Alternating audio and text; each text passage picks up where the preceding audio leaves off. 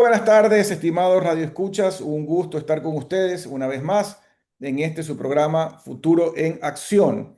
Este es un programa pregrabado y estamos entrevistando, o vamos a entrevistar y conversar con el doctor Javier Gil Guerrero, profesor de la Universidad de Navarra en España, investigador del Instituto Cultura y Sociedad de la misma universidad, y será un gusto conversar con él, sobre todo porque coincide que él es un experto en la temática de Medio Oriente, en entender la política exterior de los Estados Unidos con relación a Medio Oriente. Además, también podremos hablar con él, si nos da el tiempo, de la problemática de Ucrania, pero también entender todo el contexto de lo que ha sucedido históricamente en Medio Oriente. Y en esa línea, Javier, primero agradecerte por conectarte con nosotros. Tú estás desde Pamplona, España, nosotros desde aquí, desde Guayaquil, Ecuador, o de San Brondón, Ecuador, realmente. Y quería comenzar porque nos deja un brochazo del contexto, porque mucha gente en América Latina no conoce en detalle los antecedentes históricos de esta antigua problemática de Medio Oriente. Inclusive a veces se confunde Irán como que si Irán fuera uno más de los países árabes y no entiende que realmente es un país, digamos, fue el imperio de Persia, ni siquiera hablan árabe, sino el farsi o el persa. Es que cuéntanos un poco los antecedentes históricos para entender bien cuál es el origen de todo esto. Bueno, ¿qué tal? Muy buenas, muchas gracias por la invitación. Bueno, Oriente Medio viene siendo una problemática desde hace ya décadas, ¿no? Esta es la última guerra en una larga cadena de guerras y de conflictos, pues que nos podemos remontar ya prácticamente 100 años, ¿no? Y es verdad que en los últimos 25 años, pues hemos visto una intensificación de los conflictos en Oriente Medio, comenzando con los ataques del 11 de septiembre contra las Torres Gemelas, la guerra de Afganistán, la guerra de Irak, la primavera árabe, la guerra de Gaza y ahora tenemos este conflicto con Irán. Bueno, Irán es un país muy peculiar en Oriente Medio y yo creo que es importante que la gente conozca cuáles son estas características de Irán y por qué lo convierte en un país especial. Lo primero de todo es que Irán es un país que está al mismo tiempo en el corazón y en la periferia de Oriente Medio. Está en el corazón porque geográficamente está en el corazón de Oriente Medio. Irán es un país eh, clave para entender todos los procesos que han tenido lugar en la historia de Oriente Medio desde hace miles de años, la antigua Persia. Pero Irán también es un país periférico en el sentido de que no son árabes, tienen muchos vecinos árabes, las monarquías árabes del Golfo, pero Irán es un país principalmente poblado por persas, tiene una cultura, una lengua distinta. Es verdad que hay otras minorías étnicas y lingüísticas en el país. Y Irán también tiene una fe particular que es la del Islam chiita, que también le distancia de sus vecinos en Oriente Medio. Oriente Medio es una región principalmente dominada por el Islam suní y en Irán predomina el Irán chiita, ¿no? Que es otra rama del Islam. Es cierto que hay otras comunidades chiitas en Líbano, en Irak, en Bahrein, en Arabia Saudita, en Yemen, pero es Irán el principal país chiita. Con lo cual nos encontramos con esta dicotomía muy interesante del país, ¿no? Un país que geográficamente está en el corazón del Oriente Medio, pero que por estas características persa y chiita les sacan un poco de ese entorno en el que vive en Oriente Medio y les sitúan un poco en esta periferia de Oriente Medio.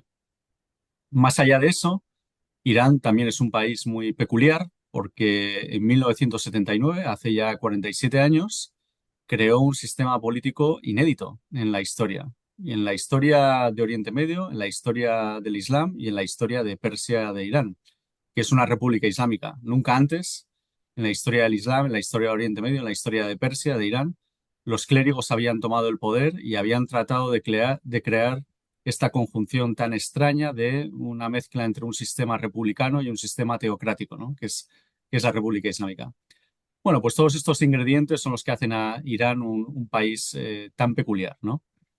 Y una vez que se produce esta revolución islámica de Irán en 1979, una vez que se crea la República Islámica de Irán en 1979, pues lo que tenemos es que Irán pasa a ser un epicentro de conflictos en Oriente Medio.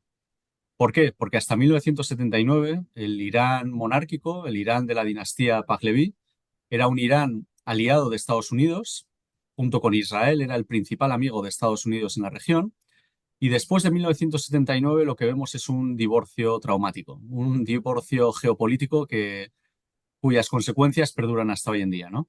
Irán pasa de ser el principal aliado de Estados Unidos en la región junto con Israel a ser el principal enemigo de Estados Unidos y de Israel en la región.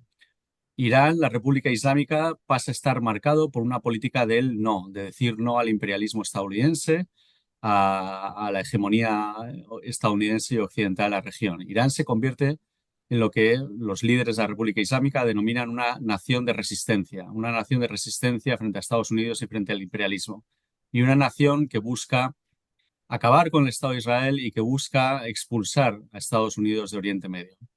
Y esto está en la raíz de una multitud de conflictos en los que se ha visto involucrado Irán desde 1979 hasta nuestros días. Con lo cual, la guerra a la que estamos viendo ahora mismo entre Estados Unidos e Israel, pues no es más que una conclusión violenta de toda esta guerra fría que viene teniendo lugar entre Israel, Irán y Estados Unidos desde hace décadas, ¿no? Y que en los dos últimos años se ha vuelto en una guerra caliente, ¿no? Con estas intervenciones directas. Pero no hay que olvidar que aquí hay una historia pasada que está muy presente, tanto en las mentes de americanos como de iraníes. Trump, a la hora de justificar sus ataques, aludió a todos los agravios que Estados Unidos tenía con respecto a Irán, ¿no? La crisis de los rehenes, el asalto a la embajada de Estados Unidos en 1979.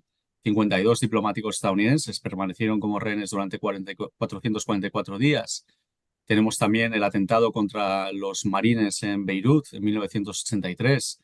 Tenemos también las operaciones contra Irán en el Golfo Pérsico durante los últimos años del mandato de Ronald Reagan. Tenemos todos los atentados que hubo en Arabia Saudita en los 90. Tenemos, bueno, este apoyo que Irán dio a las milicias insurgentes chiitas en Irak después de la invasión del país por parte de Estados Unidos en 2003. Bueno, son todo piedras en el camino que nos han llevado hasta la situación en la que nos encontramos ahora, ¿no? Y yo creo que es importante enmarcar esto, ¿no? Y también, insisto, yo creo que es muy interesante no perder de vista esta peculiaridad de Irán dentro de Oriente Medio. También para entender la forma en la que Irán ha involucrado a las monarquías árabes del Golfo Pérsico en este conflicto, ¿no? Porque Irán tiene tres cosas que le separan y que le hacen antagónico a estas monarquías árabes del Golfo Pérsico. Primero, que Irán, por su doctrina revolucionaria, es un régimen antimonárquico, ¿no? Un régimen que desde sus inicios ha mostrado siempre una postura muy dura contra la idea de monarquías en Oriente Medio. Luego, Irán es un país mayoritariamente persa, con lo cual hay una tradición de rivalidad pues, con el mundo árabe, con la cultura árabe, ¿no? Y luego, por otra parte, pues estas monarquías del Golfo Pérsico son monarquías sunitas y Irán es un país chiita, ¿no? Con lo cual tenemos estas tres diferencias que posicionan a unos y a otros en distintos lados, ¿no? Con esto no quiero decir que el conflicto sea inevitable o que es un conflicto esencial que va a estar ahí siempre, ¿no? Pero son ingredientes que ayudan a comprender esta rivalidad de principios, ¿no? Cuando cae el liderazgo del monárquico de Irán, del Shah, y entra esta teocracia, ¿por qué se despierta desde el inicio este antagonismo, esta rivalidad, este odio hacia los Estados Unidos? ¿Eso se desprende del momento histórico de la Guerra Fría o hay algo más detrás de todo esto? Bueno, la gente olvida y, bueno, no tiene por qué conocerlo porque no todo el mundo es especialista en la historia de Irán, pero es muy interesante recalcar que durante los primeros meses de la República Islámica de Irán, en 1979, no hay una ruptura con Estados Unidos. Estados Unidos mantiene una embajada en el país, Estados Unidos trata de reconciliarse con la República Islámica de Irán. Y en Irán, durante esos primeros meses, tenemos un gobierno provisional presidido por Mehdi Bazargan, que trata también de reconciliarse con Estados Unidos. No hay que olvidar que la Revolución Islámica de Irán es una revolución llevada a cabo por distintas facciones políticas. Tenemos desde comunistas hasta socialistas, hasta liberales e islamistas, ¿no? Y estos bandos tienen visiones muy distintas sobre lo que tiene que ser el Irán posterior a la monarquía y sobre lo que tiene que ser esa República Islámica. Y también tienen visiones muy distintas sobre lo que tiene que ser la política exterior de la República Islámica. Y hay bandos como los liberales o los socialdemócratas que apuestan por una reconciliación con Estados Unidos, apuestan por un modus vivendi con Estados Unidos. Pero hay otros, como los comunistas o Khomeini, los islamistas, que abogan por esta ruptura.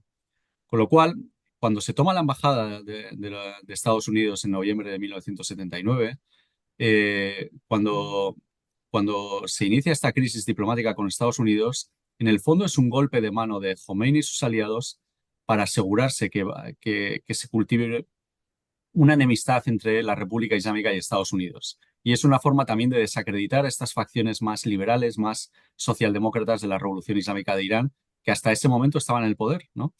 Porque el día en que comienza la crisis de los rehenes es también el día en el que cae del poder este gobierno provisional que era más proclive a un modus vivendi con Europa y con Estados Unidos. Bueno, ¿de dónde viene esta enemistad de Khomeini y de los islamistas, que son al final los que se imponen en la República Islámica de Irán? Bueno, yo creo que es interesante que la primera vez que Khomeini se rebela contra el Shah es en 1963, es al principio de los años 60, y se rebela por dos motivos principalmente. Uno es porque el Shah da el derecho de voto a las mujeres, y eso Khomeini lo considera como algo blasfemo, y también porque el Shah firma un tratado con Estados Unidos que da la inmunidad diplomática a los soldados estadounidenses desplegados como asesores militares en Irán. Y es entonces cuando Khomeini empieza a elaborar este discurso en el que el Shah es una marioneta de los intereses de Estados Unidos. La monarquía iraní no es una monarquía que vele por los intereses de Irán, es una monarquía que vela por los intereses capitalistas, plutocráticos de Estados Unidos. Con lo cual, Khomeini abraza un discurso religioso, pero abraza también un discurso muy nacionalista. Y para Khomeini, Irán nunca va a ser plenamente libre, nunca va a ser plenamente soberana si no expulsa a Estados Unidos de su país y si no expulsa a Estados Unidos de la región. Mientras haya unas relaciones normales con Estados Unidos y mientras Estados Unidos tenga una presencia en Oriente Medio, Estados Unidos va a ser siempre una amenaza para la libertad y para la soberanía de Irán. Con lo cual se adopta un discurso muy teñido del ambiente ideológico de aquella época en el que Khomeini articula una idea religiosa con una retórica profundamente marxista, de antiimperialismo, de colonialismo. Khomeini en el fondo lo que hace es una teología de la liberación islámica, una teología de la liberación islámica en el que el Islam es reinterpretado como una religión antiimperialista, anticolonialista, antioccidental, antiestadounidense, ¿no? Y el verdadero musulmán no es el musulmán piadoso que se limita a rezar o ayunar, sino es el musulmán que toma las armas y lucha contra esta tiranía mundial global de Estados Unidos, ¿no? Y que lucha contra estas dictaduras y contra estas monarquías. Y es esta combinación ideológica, pues la que explica que en la República Islámica a lo largo de todas estas décadas, pues uno de los principios inamovibles hayan sido estos gritos de muerte a América, muerte a Israel, ¿no? Que han permanecido como parte del ADN de la ideología de la República Islámica, de la Revolución Islámica de Irán. Yo tengo una pregunta con respecto al antes y el después. Cuando cae la monarquía, ¿qué tipo de país era Irán con respecto a Occidente? Porque entiendo que era un país mucho más abierto. Tú mencionaste que estaba más vinculado hacia la modernidad occidental.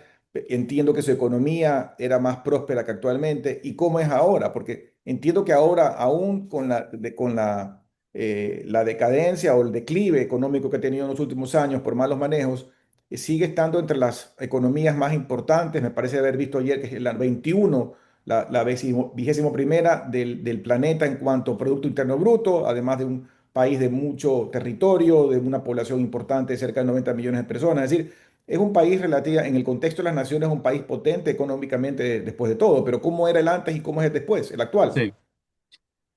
Bueno, evidentemente, como señalas, por la geografía de Irán, que Irán es un país muy extenso, por la demografía de Irán, un país de 90 millones de habitantes, y por los recursos de Irán, de todo este petróleo, Irán, le vaya bien o mal, tenga un gobierno mejor o peor, va a ser siempre un país clave en la política internacional y las relaciones internacionales, ¿no? Por una mera cuestión de números y de recursos naturales. Y eso va a hacer que siempre Irán esté en el mapa y importe, ¿no? Sea un país relevante por la extensión geográfica, por el tamaño de la población y por los recursos naturales. El Shah de Irán, de Reza Shah, de la Mohammad Reza Pahlavi, se veía a sí mismo como un déspota ilustrado de la Europa del siglo XVIII. Pensemos en un Luis XV, Luis XIV. Era un monarca absoluto. En Irán no había libertad política, en Irán no había democracia, pero el Shah se veía a sí mismo como un déspota que iba a traer la modernidad y el progreso a Irán. Entonces, esta ausencia de libertad política iba de la mano de una gran liberalización social. Otorgar cada vez más derechos a las mujeres, otorgar pues estas libertades individuales con respecto pues al mundo de la cultura, al mundo del cine, de la música. del modo de vivir el día a día de los ciudadanos, pues una gran libertad, una gran occidentalización, un gran progresismo en ese sentido, y también una cierta libertad económica. Es cierto que con el Shah había un Estado bastante corrupto, pero también, pues bueno, la iniciativa privada era favorecida, bueno, pues era una economía abierta al mundo, ¿no? Tenemos un país que estaba integrado en la comunidad internacional, que era respetado en la comunidad internacional, con una economía que también estaba integrada en la comunidad internacional y que era valorada por las economías de otros países, ¿no? Irán era una fuente de inversiones extranjeras, había muchas compañías extranjeras con presencia en el país, ¿no? Pero, evidentemente, pues Irán no era una democracia liberal. Y es verdad que el Shah, su discurso siempre era que una vez que los iraníes estuvieran preparados para tener una democracia liberal, pues que él no tenía problemas con crear una verdadera monarquía constitucional en Irán, similar a la de España, a la de Reino Unido, a la de Holanda, ¿no? Pero el discurso del Shah solía ser, y él solía decir, cuando tenga unos ciudadanos como Suecia, tendremos un sistema político como Suecia, ¿no? Cuando tenga unos ciudadanos que estén preparados para comportarse como demócratas liberales, pues crearé una democracia liberal. Aunque muchos le achacan que en el fondo él no tenía ninguna intención de recorrer ese camino, ¿no? Y que él no tenía ninguna intención de ceder el control absoluto que ejercía sobre el gobierno del país. Bueno, la República Islámica de Irán abole esta monarquía, derroca esta monarquía, pero no trae una mayor libertad política y no trae, por supuesto, una mayor libertad social o económica, ¿no? Al revés, hay una regresión con respecto a la libertad económica en el país, hay una regresión con respecto a las libertades y los derechos sociales en el país y con respecto a la política, pues bueno, se crea un sistema mixto de gobierno, un sistema autoritario en el que hay elecciones periódicas, como en cualquier otro país, por sufragio universal, hombres y mujeres mayores de edad pueden votar, pueden elegir al Parlamento, pueden elegir al presidente directamente, pero entre un menú de candidatos seleccionado por el propio sistema. Con lo cual, los iraníes, cuando acuden a votar en las elecciones, acuden a votar entre un menú limitado de candidatos al Parlamento o a la presidencia. Y esos candidatos son los que el propio régimen, el propio sistema ha permitido concurrir a las elecciones. Con lo cual, aunque en Irán hay partidos políticos, hay facciones políticas, hay corrientes ideológicas, hay liderazgos políticos opuestos entre sí, la verdadera oposición nunca puede presentarse a las elecciones, ¿no? La verdadera oposición está en los cementerios o está en el exilio. Y los distintos partidos políticos, facciones que concurran a las elecciones en Irán, pues todos están de acuerdo en mantener el sistema político, todos están de acuerdo en mantener la República Islámica de Irán. El rol hablemos un poco del rol de Israel, porque y siguiendo la historia, tú mencionabas pues la historia de Irán y cómo cambia de una monarquía a esta teocracia, pero Israel es un actor que tampoco, bueno, obviamente Israel, uno puede debatir que tiene miles de años de existencia, pero digamos el Estado moderno, el que tal como lo conocemos ahora, existe realmente después de la Segunda Guerra Mundial. Entonces, ¿cómo cambia todo el contexto geopolítico de la región desde el nacimiento de Israel? Bueno, antes de mencionar este aspecto del nacimiento de Israel, creo que es interesante hablar un poco de la relación entre Israel e Irán, porque al igual que Estados Unidos tenía una relación muy estrecha con Irán antes de la Revolución Islámica, con la época de la monarquía Pahlaví, Israel también tenía una relación muy estrecha con el Irán de la monarquía Pahlaví. Había vuelos directos entre Tel Aviv y Teherán. Es verdad que no había una embajada oficial israelí en Teherán, pero había una embajada cuasi oficial israelí en Teherán.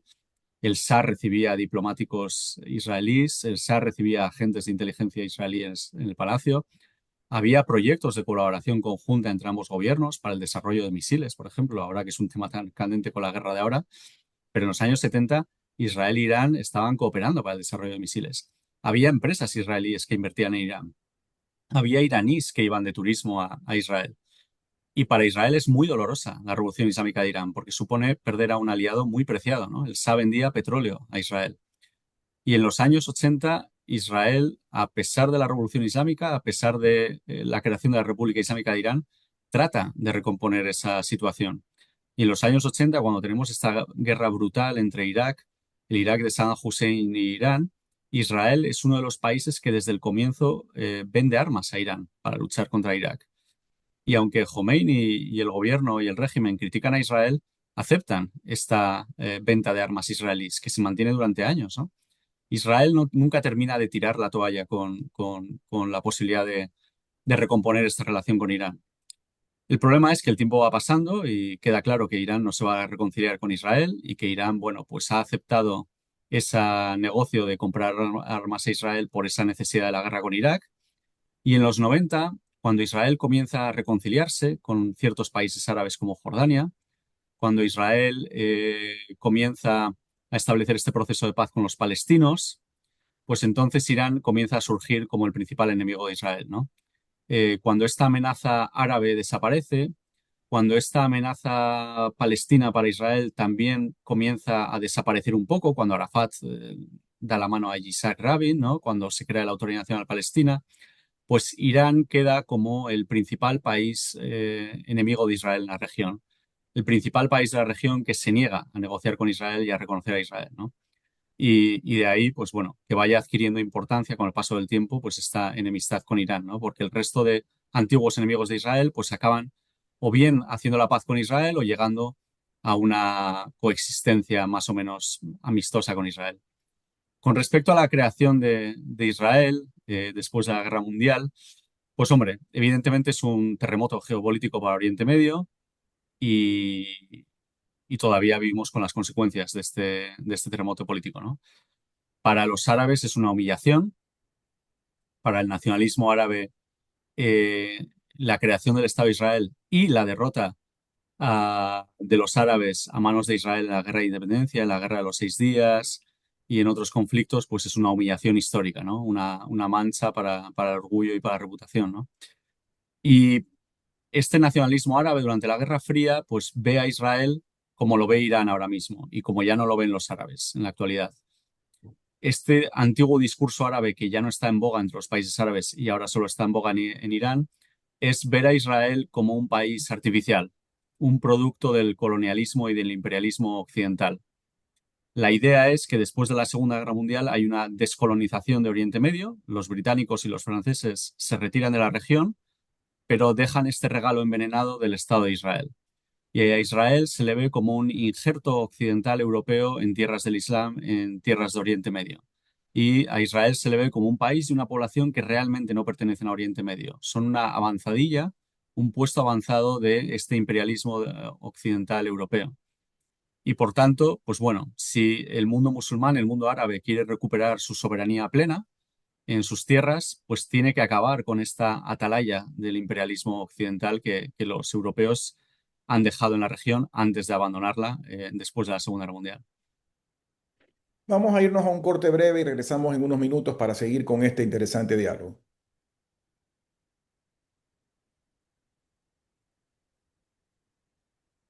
Gracias por regresar con nosotros a este su programa Futuro en Acción. Para las personas que recién se conectan, estamos conversando con el doctor Javier Gil Guerrero, investigador del Instituto Cultura y Sociedad de de la prestigiosa Universidad de Navarra, y hemos venido hablando sobre esta situación de Medio Oriente, especialmente del conflicto con Irán. Eh, Javier, nos has explicado en la primera parte un poco el contexto histórico de Irán, pero un poco hablando ya sobre la realidad actual eh, y la decisión de Estados Unidos de entrar en este conflicto, hay ciertos temas que yo no acabo de entender. ¿Cuál fue? Porque esto aparentemente no nace de una decisión únicamente desde el lado de Estados Unidos, sino que de alguna forma Israel lo jala de la mano a Estados Unidos y lo mete en el conflicto a el presidente Trump. El presidente Trump ha dicho que, y su canciller Marco Rubio ha dicho que era inevitable hacerlo porque si Israel atacaba, los iraníes iban en acto seguido a irse contra Estados Unidos y tenían que anticiparse a aquello. ¿Cuál es tu visión de esta decisión de entrar?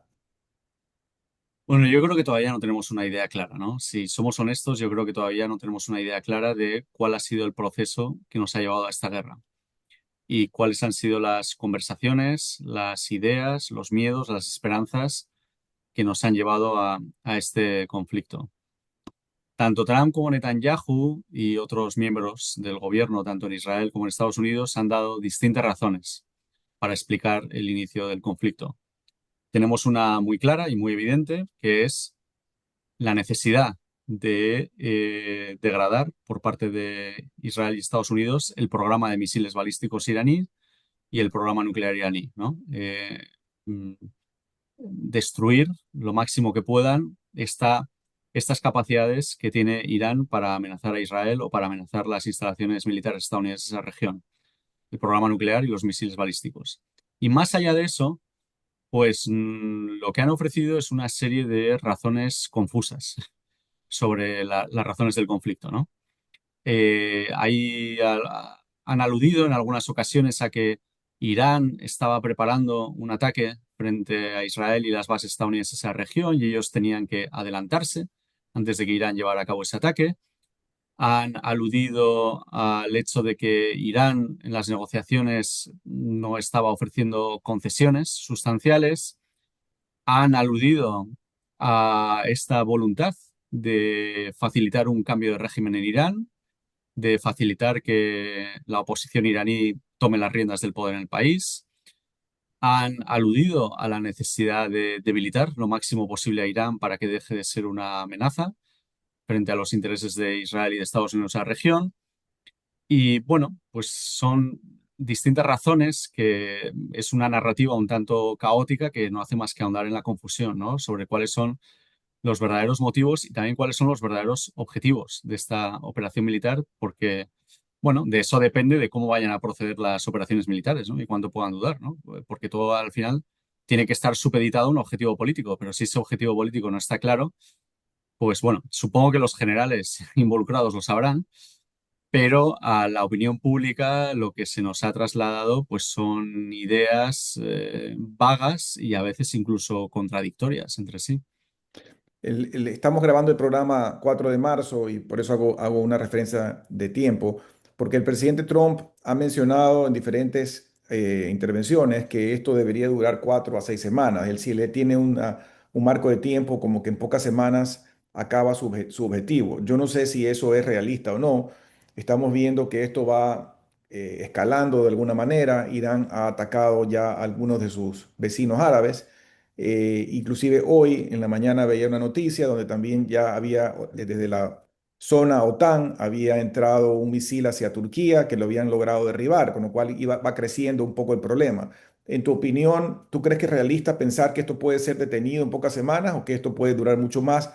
Como también se anunció en su momento la guerra de Rusia a Ucrania como algo que iba a durar poco y creo que tenemos 4 años ya en Mm. esto. Bueno, yo creo que militarmente hablando y estratégicamente hablando no tiene sentido poner una fecha de caducidad a unas operaciones militares. Desde el punto de vista puramente militar, no te hace ningún bien ni a ti ni al enemigo, ¿no?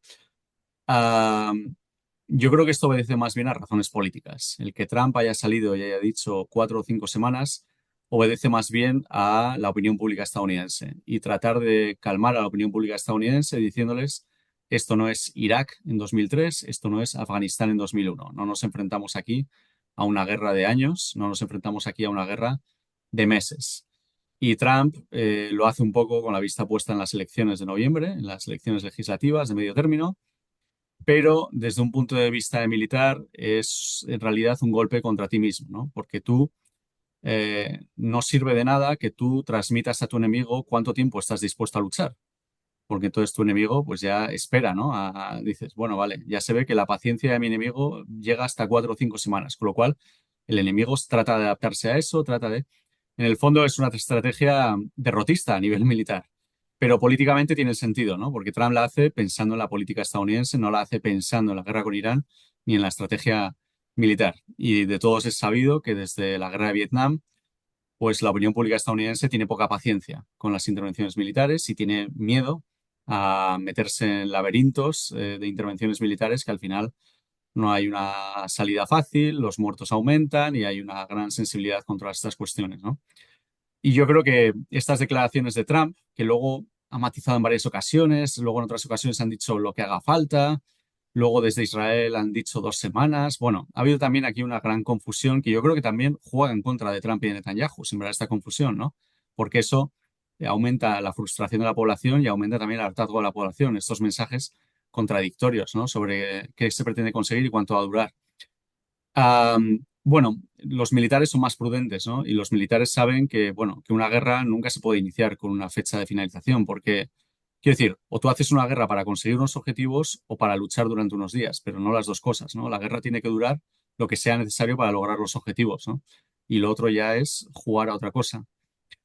Ah, con lo cual, pues bueno. Y con respecto a esta expansión de la guerra, esta internacionalización de la guerra, pues bueno, tiene sentido esta estrategia iraní, ¿no? De sembrar el caos y el pánico en la región, de atacar países que no estaban involucrados al inicio de la guerra, como estas monarquías árabes del Golfo, como Jordania o incluso Chipre, ¿no?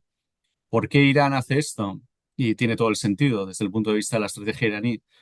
Porque ellos saben que no pueden ganar una guerra convencional contra Estados Unidos e Israel. Irán no está jugando a ganar sobre el campo de batalla a Israel y Estados Unidos. Saben que no pueden hacerlo. La única forma que tiene Irán de sobrevivir a esta guerra es forzando un final pronto de la misma, un final rápido de la misma. ¿Y cómo lograr que la guerra termine lo antes posible? Pues añadiendo toda la presión que puedan añadir sobre el eslabón más débil de los aliados de Estados Unidos. Y esto es la monarquía, las monarquías del Golfo y Europa Occidental. ¿Y cómo lograr eso? Pues bueno, atacando estas monarquías árabes del Golfo, sembrando el pánico, el caos en esos países. Son países exportadores de gas y de petróleo, con lo cual atacar estos países tiene un impacto inmediato en los precios de petróleo y de gas, y eso tiene un impacto en las economías de Europa Occidental, y eso tiene un impacto en la opinión pública occidental y en los gobiernos occidentales. Irán lo que quiere es que los gobiernos de las monarquías árabes del Golfo y que los gobiernos de Europa Occidental pongan toda la presión que puedan poner sobre Trump y de Israel para que pongan fin a esta ofensiva.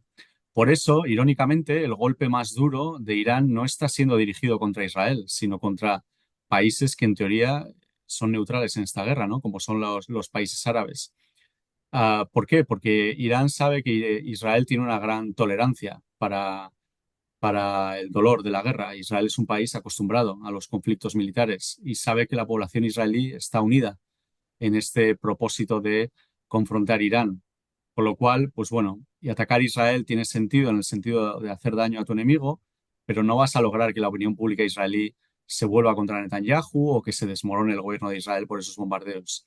Pero esos mismos bombardeos contra Qatar, contra Emiratos, contra Arabia Saudita, contra Bahrein, contra Kuwait, sí que pueden llevar a que la opinión pública se vuelva contra sus gobiernos, a que cunda el nerviosismo y el pánico en esos gobiernos y que esto a su vez pues lleve a una presión redoblada sobre la administración Trump para que por favor pare cuanto antes esta ofensiva que está desestabilizando sus economías y sus sociedades. Y en esa línea que mencionas, o sea, ya ahora el tema de cerrar el estrecho de Hormuz tiene un impacto enorme económico, sale por allí creo que el 21% del petróleo del mundo, no solamente en el tema petrolero, pero por ejemplo en temas logísticos y de transporte de personas, el aeropuerto de Dubái sigue cerrado y uno de los aeropuertos más activos del mundo, donde hay mucha gente hoy en día atrapada, inclusive europeos que no pueden Ujú. regresar a sus casas. Entonces sí, sí va a generar presión, porque sí hay mucha angustia alrededor de estos temas, ¿no? Sí, efectivamente. Al final son países cuyas economías son países muy ricos, son de los países más ricos del planeta, pero son unas economías que dependen en gran medida de la estabilidad regional. Y a nada que tú estés lanzando misiles balísticos o drones contra esos países, pues esas economías tan prósperas y tan ricas que tienen, pues se paralizan, ¿no? Porque hay una comunidad muy importante de expatriados y es muy fácil que cunda el pánico entre ellos, porque muchos de estos vienen de países que no están acostumbrados a situaciones de conflicto o de guerra. Son países que buscan atraer el turismo y evidentemente no hay peor campaña contra el turismo que esto. Son países que viven de exportar petróleo y gas y ahora no pueden hacerlo por estos bombardeos, por esta amenaza de usar drones y misiles contra los barcos, contra los petroleros que se atrevan a cruzar el Golfo de Hormuz. Son países también que dependen de estas conexiones de vuelos, ¿no? Los vuelos entre Europa y Asia, pues la gran mayoría pasan por Qatar o por Emiratos y ahora esto evidentemente no puede ocurrir. Bueno, son economías que, aunque sean muy prósperas, están muy expuestas a la guerra con Irán, ¿no? Y es la baza que está jugando Irán, ¿no? Con la esperanza de que el emir de Qatar, que el gobierno de Emiratos, que el gobierno de Bahrein, que el gobierno de Arabia Saudita usen su influencia para forzarle a Trump a parar su ofensiva. ¿Y cuál ha sido la relación histórica de Turquía con Irán? Porque el hecho de que hoy, 4 de marzo, lance un misil hacia Turquía No entiendo bien, digamos, si eso apunta a lo que mencionabas, generar presión hacia los otros países que están metidos en la zona, o, o a qué obedece eso. Bueno, durante siglos en Oriente Medio, la política de Oriente Medio estuvo marcada por la rivalidad del Imperio Persa y el Imperio Otomano, ¿no? La realidad de Oriente Medio en los siglos XVI, XVII, XVIII, pues es un poco como la rivalidad entre Francia y Gran Bretaña en Europa, pues aquí la rivalidad entre el Imperio Otomano y el Imperio Persa. Hoy en día hay una competición entre Turquía, Irán y Arabia Saudita e Israel por crear una hegemonía regional, ¿no? Y en ese sentido, Turquía e Irán pues compiten por extender su influencia en la región. El principal interés de Turquía con Irán es lo que pueda ocurrir con los kurdos, ¿no? Turquía ha marcado como una línea roja el impedir que haya un colapso de las instituciones iraníes que permitan a los kurdos iraníes sublevarse o crear un estado paralelo. Turquía tiene miedo del efecto llamada que eso podría tener pues, para los kurdos que viven en Turquía o para los kurdos de Siria y de otras zonas, ¿no? Ah, Más allá de eso, el tema del misil, bueno, las informaciones que llegan, como todo al principio, ¿no? En las primeras horas, pues siempre son un poco confusas, ¿no? Porque también hay informaciones de que el misil no iba dirigido a Turquía, sino que ha sido derribado cerca de la frontera turca y que son unos trozos del misil que han caído. Bueno, habrá que ver, ¿no? Pero si realmente Irán ha lanzado un misil contra territorio turco, bueno, yo creo que respondería a esta estrategia de internacionalizar lo máximo posible la guerra para sembrar el caos allá donde puedan y que todo esto fuerce a Trump y a Netanyahu a pararla. Pero es verdad que es una estrategia de doble filo y que puede ser un boomerang que acabe volviéndose contra la República Islámica. Porque bien estos países, pues puede cundir el miedo en estos países y puede llevar a que presionen a Trump para que pare la guerra, pero también puede enfadar tanto a estos países y puede asustarlos tanto que estos países, acaben sumándose en una intervención militar contra la República Islámica. Con lo cual, es una estrategia iraní que tiene sentido, pero que es una estrategia también arriesgada, ¿no? Porque también puede llevar a una consecuencia mucho más negativa para la República Islámica, que es que Qatar o que Emiratos o que Turquía pues acaben lanzando bombardeos en territorio iraní. Pero bueno, yo creo que en los cálculos iraníes, pues esa es una posibilidad menor frente a la otra, ¿no? De que traten de pararlo con una presión diplomática en Washington y en Tel Aviv. En esto que tú mencionas de la estrategia de tratar de hacer que esto termine lo más rápido posible, ¿qué tan factible es del otro lado que los países que Israel, Estados Unidos y los que puedan entrar tomen tal fuerza de que más bien el efecto destructivo sobre Irán sea tan grande que ya Irán tenga que tirar la toalla? Entiendo que Irán sea, y así lo leí una entrevista al embajador de Irán ante Naciones Unidas diciendo que ellos están preparados hace muchos años, que tienen muy claro que esto iba a algún día a suceder y que tienen las reservas y que tienen el armamento y que tienen los misiles y tienen los drones y que ellos van a aguantar mucho tiempo en esto. Pero qué tan factible es que sea tan contundente en los ataques de Israel, Estados Unidos y los que se puedan sumar, que esto a la fuerza termine rápido.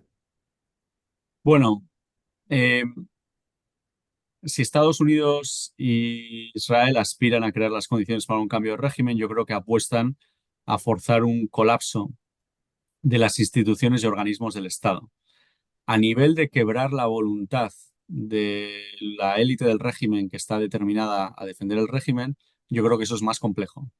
Yo creo que Estados Unidos e Israel van más por la vía de los hechos de, bueno, pues destruir toda la infraestructura mediante la cual este sistema autoritario es capaz de gobernar y reprimir a la población, ¿no?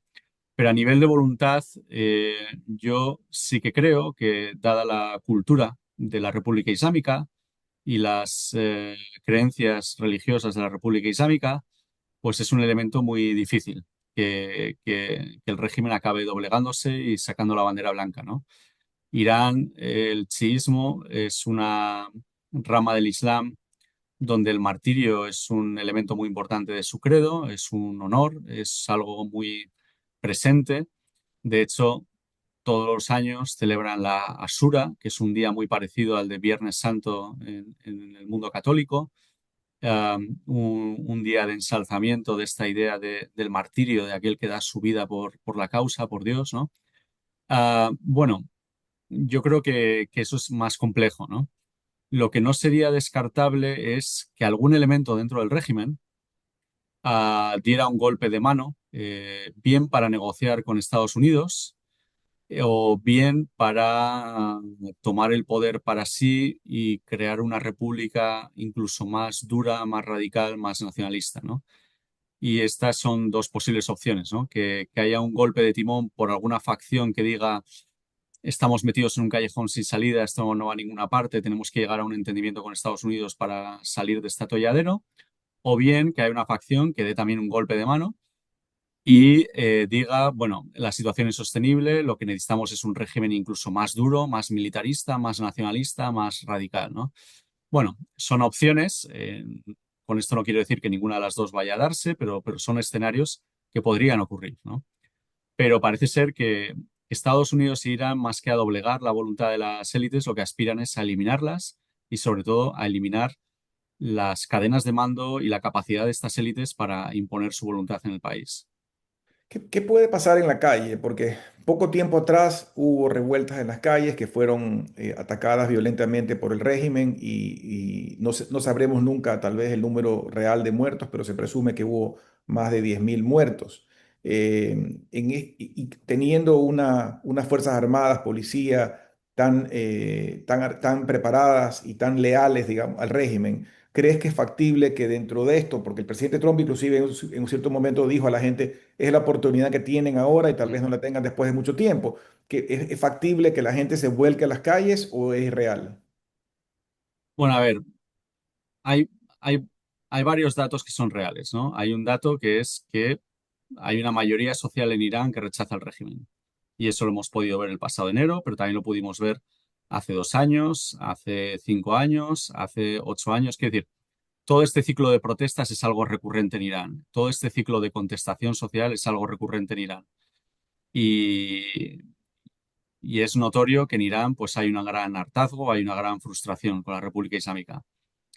Ahora bien, que después de esta operación militar o durante esta operación militar la gente vaya a salir a las calles, eso está por ver, y si sale a las calles vaya a ser capaz de tomar el poder, pues son dos grandes incógnitas.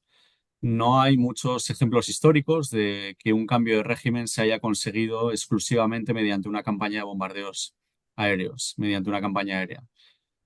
Ah, si Trump y Netanyahu destruyen todas las bases militares que pueden, todas las comisarías de policía que puedan, todas las oficinas de inteligencia que puedan, aun y todo, el sistema de represión de la República Islámica cuenta con muchos organismos. Tenemos desde los Basij a la Guardia Revolucionaria, a la policía, a la inteligencia, y es un sistema muy descentralizado y presente en todo el país.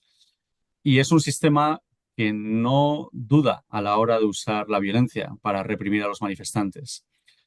Y por mucho que estas instituciones hayan implosionado, pues la población sigue sin tener armas y la población sigue sin estar organizada y sigue sin tener un liderazgo claro que le ayude a canalizar este descontento dentro de Irán, que le ayude a canalizarlo en una acción política efectiva, ¿no? Con lo cual, yo diría que es bastante complejo, incluso improbable, ¿no? Ver este levantamiento popular que realmente arrebate el poder de las manos de las élites dirigentes de la República Islámica. Nos quedan 4 minutos y volviendo al tema de Israel, Israel, ¿qué tanto puede aguantar también en este conflicto? En el sentido de que ha tenido ya un desgaste importante con el tema de Gaza, que eso sería material para hablar más de una entrevista, porque mucho se ha hablado sobre esto a nivel internacional y creo que poco se acaba de entender, pero en todo caso Israel ha tenido un desgaste económico y humano alrededor del conflicto con Palestina, ahora se abre otro frente. ¿Qué tanto Israel puede aguantar más conflicto, más desgaste económico y más sacrificio de vida? Bueno, Israel lleva sometida a 3 años inéditos en su historia, ¿no? De conflictos casi permanentes durante 3 años, no solo en Gaza, sino que en Cisjordania, en Líbano, en Siria, en Yemen, en Irak. Las guerras que ha estado librando Israel son guerras a 6 frentes, ¿no? Irán, Irak, Siria, Líbano, Cisjordania, Gaza, Yemen, para un país tan pequeño geográficamente y tan pequeño demográficamente. Estamos hablando de 10 millones de habitantes. Y en ese sentido, pues la prueba a la que ha sido sometido Israel en los últimos 3 años, pues es inédita. Pero por ahora no parece haber muestras de fatiga entre la población israelí entre la élite política israelí ni entre la economía israelí. Es cierto que, bueno, no sé cuáles serán los stocks de municiones de Israel después de estos 3 años, de todas las bombas que han utilizado, ¿no? Y cómo será de asumible pues todo ese gasto de defensa. Es verdad que tiene esta ayuda militar estadounidense que les ayuda a mantener esta capacidad militar. Pero por ahora, pues parece que esta prueba a la que han estado sometidos, pues la están pasando, ¿no? La sociedad israelí no da muestras de estar cerca del colapso o de una quiebra, sino todo lo contrario, ¿no? Sino que es una sociedad que se mantiene firme. Está por ver, ¿no? Una vez que se terminen todos estos conflictos, a años vista de qué mella deja esto en la configuración de Israel a nivel social y a nivel político. Javier, un poco para terminar, y desde que yo tengo uso de razón, solamente tengo memoria de una zona de conflicto. Ya nos explicaste en la primera parte del programa los antecedentes históricos. ¿Tú crees que podremos algún día ver el Medio Oriente como una zona de paz? Bueno, ojalá. No tengo una bola de cristal para predecir el futuro, ¿no? Pero es verdad que es una de las regiones más inestables del planeta, ha sido una de las regiones más violentas del planeta, con una sucesión de conflictos. Bueno, por ejemplo, no nos olvidemos, ahora mismo hay una guerra entre Pakistán y Afganistán que ha quedado oscurecida por esta guerra entre Israel, Gaza e Irán, ¿no? Pero hay otros conflictos, hay una guerra civil en Yemen que no ha sido resuelta, hay una guerra civil en Sudán, tenemos el Estado Islámico en Somalia, la guerra civil en Libia tampoco ha terminado todavía. Bueno, es una región pues inestable y que es verdad pues que arrastra desde hace décadas una serie de conflictos, cada cual obedece a distintos motivos y bueno, que se presenta como un nudo gordiano, ¿no? Muy difícil de resolver y bueno, pues ojalá que resuelva, pero no sería capaz de predecir una... Es verdad que tenemos a las monarquías árabes del Golfo que señalan un futuro de esperanza, ¿no? De sociedades árabes estables, que se han enriquecido, que prosperan, ¿no? Y bueno, pues eso es una imagen de lo que podría ser las sociedades de Oriente Medio, ¿no? Muchas gracias a Javier Gil Guerrero, investigador de la Universidad de Navarra del Instituto Cultura y Sociedad, por esta explicación tan clara de lo que pasa en el Medio Oriente. Ojalá, Javier, podamos conectarnos nuevamente en unas cuantas semanas para poder hacer el update o el seguimiento de lo que pasa en esta zona de eterno conflicto. Muchas gracias a ti y gracias también a los radioescuchas por conectarse con nosotros. Muchas gracias. Muchas gracias, un placer.